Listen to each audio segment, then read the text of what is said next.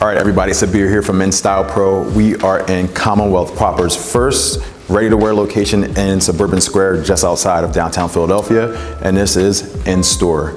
I'm meeting up with Mr. Aaron Pierce. He is designer and partner here at Commonwealth Proper. We're going to talk style, the lineage of Commonwealth Proper, and what to expect next. Good. Sabir, thanks for coming, brother. So it's been a long time. I've seen you now through 5 locations with Commonwealth Proper. That's right, yep, this is our 5th. This is the 5th, and for the whole spectrum of the Commonwealth Proper it's known to me, overall, the rock stars of like custom menswear in Philadelphia, and now what, LA, Atlanta, Pittsburgh, and here twice. That's right. Philly being flagship. Yep, correct. But this one here is mostly ready to wear. Yeah, so this is our first shop where you can just kind of walk in where we have open hours, and you can come and shop our ready-to-wear collection freely. So what I'm curious about, because you guys, you're master tailors in that respect of we do full canvas, half canvas, and all that stuff. Absolutely. Coming to the ready-to-wear world, like how do you translate the skill set and just the lineage of what Commonwealth Proper has created to the ready-to-wear set? For sure. I mean, with us over the years being able to work with so many different body types, fit has always been paramount for us. So when we're developing our fits, we were really trying to create patterns that worked for multiple silhouettes.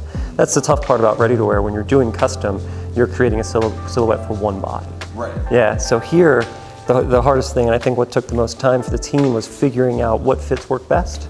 And that's what I think we kind of nailed. And you know, learning fit over the years, it's not an easy thing. We're 11, 12 years in, and we've managed to take all of our knowledge that we've gained over the years and apply it to this collection. And would you, in terms of getting this fit and everything right, I know you guys always done your own thing, followed your own drum. For sure. And the research part is because ready-to-wear, is it too new for you guys? You have had some ready-to-wear pieces? Absolutely, yeah. But finding the universal body type, did you have to look into other brands and things like that to see what they're doing? I think we more so looked through our Rolodex of patterns over the years and seen what prominent features are more common in men, whether it be sloping shoulders or, you know, half-high square shoulders.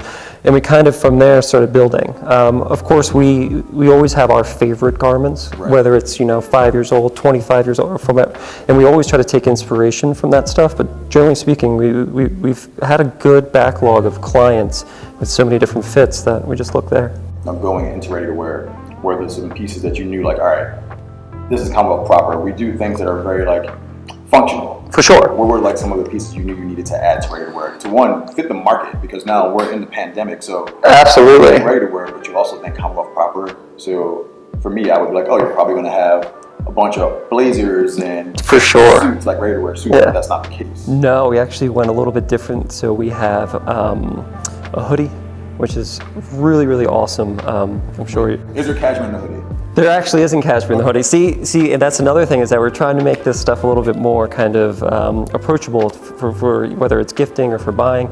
Like, we could have done cashmere hoodies, but how many, you know, $850 hoodies are people just chilling in? Right. So we had to be a little bit conscious of that, and we still, you know, finest fabrics we could source, but not cashmere. And I know you love your cashmere from Commonwealth. Well, I know. I know you guys are just like, there's going to be some cashmere somewhere in what you're doing. There is, yeah, and there is. And we do have some cashmere sweaters that were actually milled in Great Britain. So the only thing in here that's not American made is there. And those are 100% cashmere, and they're awesome. So you got the hoodie, any other pieces that stand out? Yeah. So we did a collab actually with Jacob from American Trench on cashmere. On socks. So we have some socks. We have some hats, which are also cashmere. So all for you, bro. And then we have one piece called the Belichick, and that's inspired by the Eagles' nemesis, Bill Belichick, with the short sleeve, and it's pretty dope. And Craig, I think, I think Craig wears it every day. So.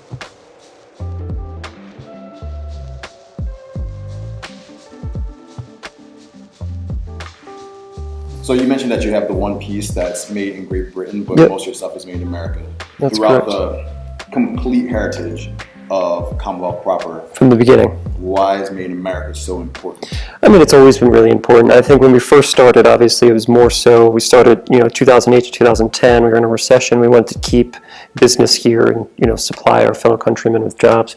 But then once we really got into the nuts and bolts of what we were doing, we realized having production close by was super valuable. Right. Being able to either, make a call or even drive up there, take the train up to our manufacturer and be there within a couple hours was really important. Right. You need things moving through the pipeline, making sure things are getting done properly. Everything's made by hand when we're doing custom, and that takes time. And if you don't have somebody kind of boots on the ground able to move things through, it can be a long process. So yeah, being really close to our manufacturing, being able to oversee it has been huge. How do you think that's going to affect the ready-to-wear side of it now? So far, it really hasn't. We've been able to kind of make ready-to-wear within our country for the price point we want. Okay. So we're hoping that we can continue doing that. Once we opened up in downtown LA, we found a lot of connections out there, a lot of manufacturing in LA that was not necessarily here on the East Coast, and that's really helped us. Now, because you have the 5 locations, especially with actually they're all pretty different. They How are. do you look at a city and decide okay, LA, obviously you have the actors and Yeah. tech and all that stuff out there. You For look at sure. Atlanta is a lot of young money, a lot of financial sector. Yep. How do you tailor how Commonwealth Proper delivers its message there to bring in new clients? Oh yeah, so there's a couple different approaches, and I think on the most core level is that the assortment and the allotment, especially of your fabrics, are not the same. Right. So if you're in Atlanta, you're going to have a different level of assortment. You're going to be dealing with more cottons. Doing more blends, exactly. Yep, some linen stuff. Exactly. So just generally there, you're coming into a different Commonwealth Proper than what you would go into in Philadelphia. Secondly is we always try to engage communities no matter where we are, engage with the influencers, the bloggers, and kind of the people with their actual boots on the ground with the pulse of the city. Right. And then once you're able to do that, you're able to host fundraisers and charities, and then the connection with the city is natural. It's not forced. You don't necessarily run out and hire a PR firm and hope for the best. Right. So we try to engage on a deeper roots level and try to really get to know the people of that specific city, which then leads to other opportunities. Now, between outside of Philadelphia, because Philadelphia's flagship and this spot is just in suburban Philadelphia, Correct. technically in Ardmore, how would you say the reception has been when you've gone to other cities?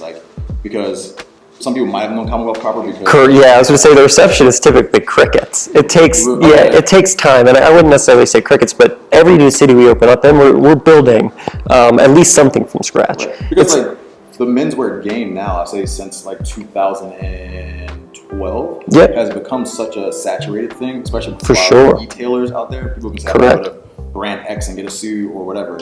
Things have changed now because I would say what Commonwealth Proper does best outside of just doing the clothing side is the experience of Commonwealth Proper. Oh yeah, that's the most important thing. And I think a lot of people, when they kind of think of what we do, we have always had kind of a COVID-friendly business model in the sense that it's all private, it's one-on-one. Right. So then coming into this and opening into an environment where people can more come and go, putting those rules into place and following through with that was just a different thing for us, because for us it's we always kept things clean and tidy, and it's one-on-one, it's private, so this is a little bit different. So now adapting the model. Correct, yeah.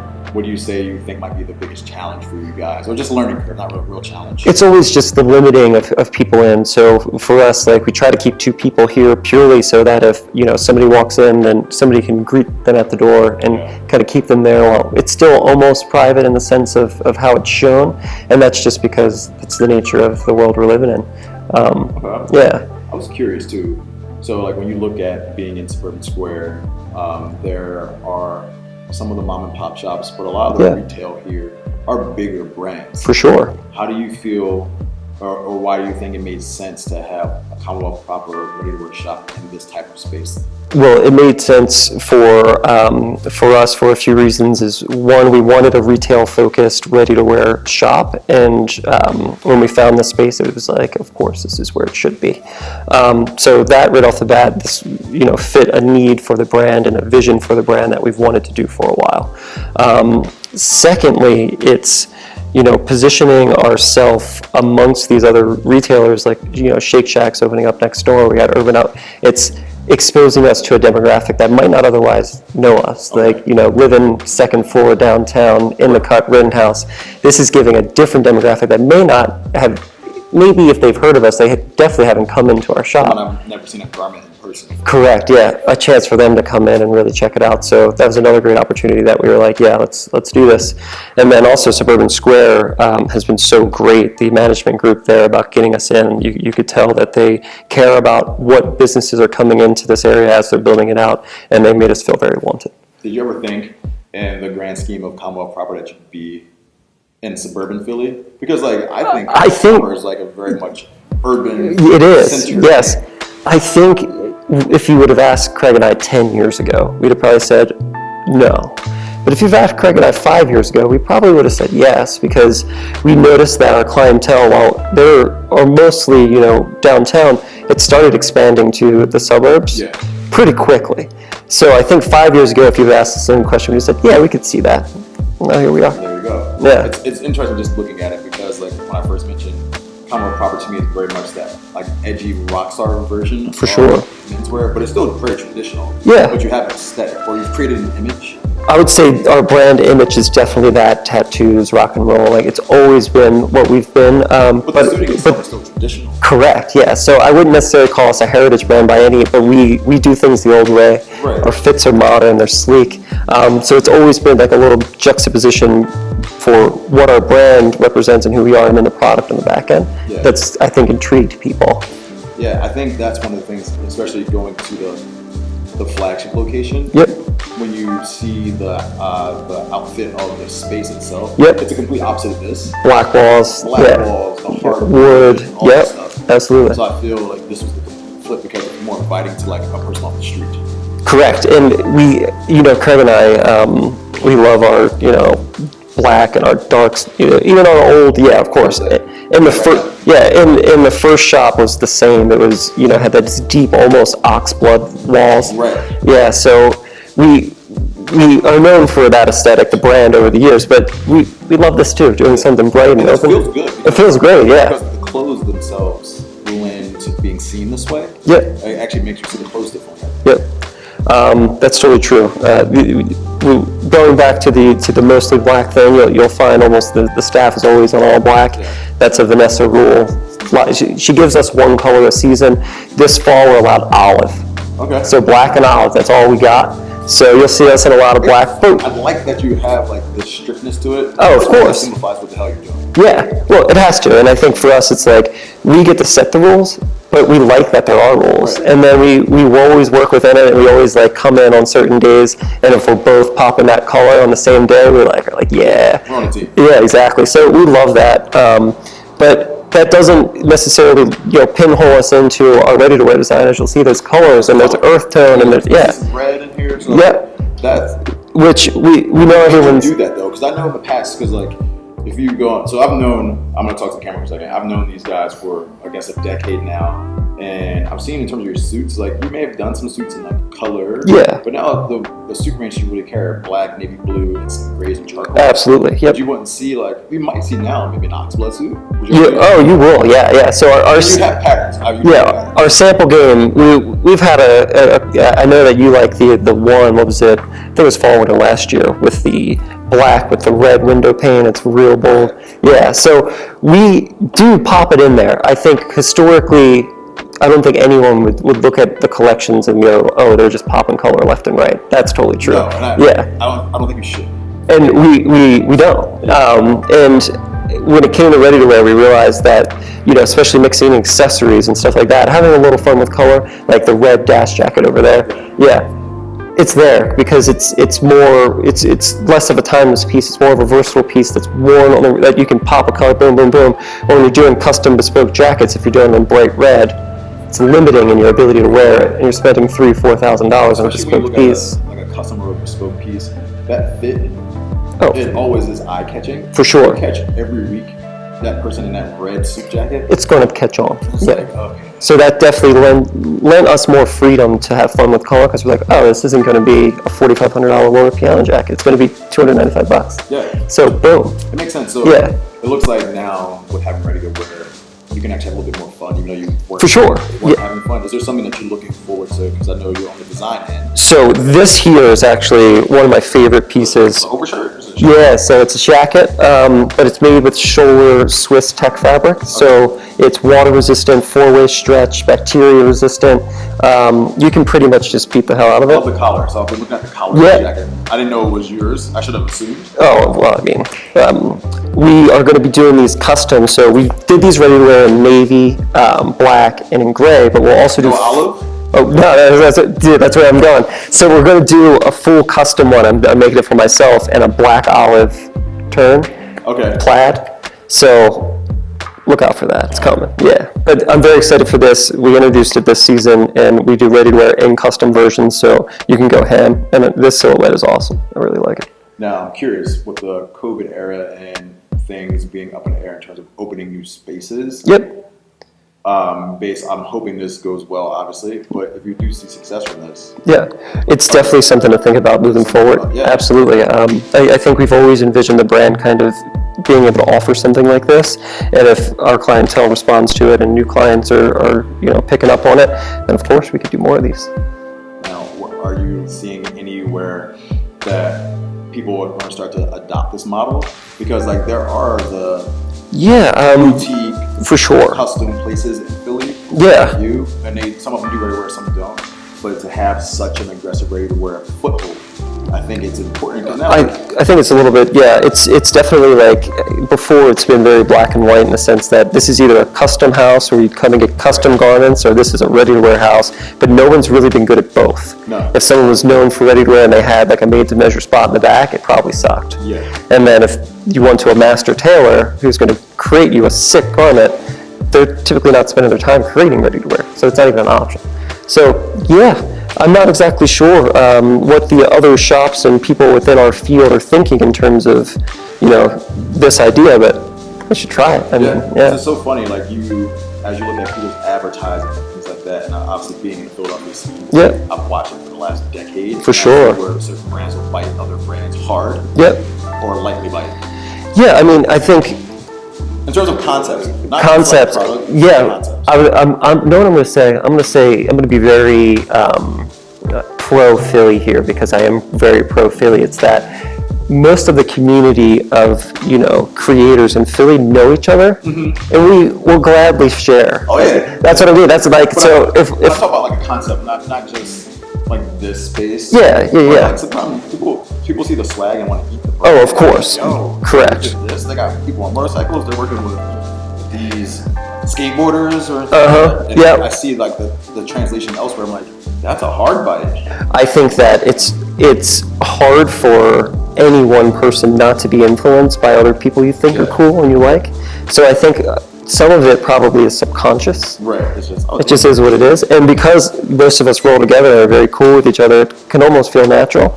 So I don't think that we've ever felt that way. We've never felt, burned or copied in any kind of way that hurt us. Yeah. But of course you take notice that, oh, we created something like that before. Right. So It's not like- it's not that it's not there, but It's it's, not just seeing like someone throwing a pigeon on something and being like, oh, here it is.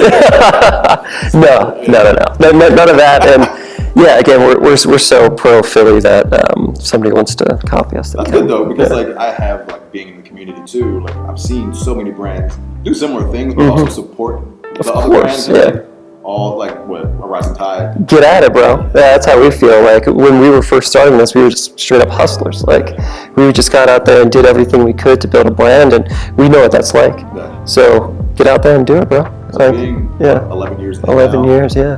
What does this feel like to you guys? Like, what does having this space feel like, and what does Commonwealth Proper feel like to you now as a brand? I mean, it still feels like our child. Like the entire team, Vanessa, Craig, myself, Doug, like Commonwealth Proper is like our baby. It's just like our teenager now. Like, so it's a little bit different than it was before. And I think we always thought that the brand would be directly identified with who we were as people, and that's just proven over the years to absolutely not be the case, because there's been so many other people who have taken parts of the brand and put their own thing on it. Like whether it's you with wearing Commonwealth Proper and people, oh, Sabir was doing it. So then there's just been so many people over the years and different people who have had a say in what this brand has become, that it's its own living organism now. It doesn't reflect us per se, like, yeah, we get to design the clothes and create it and we're a small team, but it's living on its own without us, which is cool. And I think that it's one of those things that when you're starting, you don't think about. Right. And then when you're like, oh shit, like that's, We did it. yeah. And it definitely feels good. And to keep opening shops and to try new stuff and to always, have support of our clients, we feel lucky. We feel lucky to wake up and do what we love. All right, so what's the address here if people are trying to? It's 40 Coulter Avenue, Unit 134, and that's in Ardmore. Yeah, and Ardmore is just outside of Philadelphia, so if you're looking to come here, it's suburban Philadelphia. Easy to get to, it's like 15 minutes from downtown. Yeah, you can also take the train. The train drops you off right behind the shop, so you can be here in 2 minutes from the train. But, all right, let's do a little shopping, 'cause I want to check some stuff out. Let's do it, brother.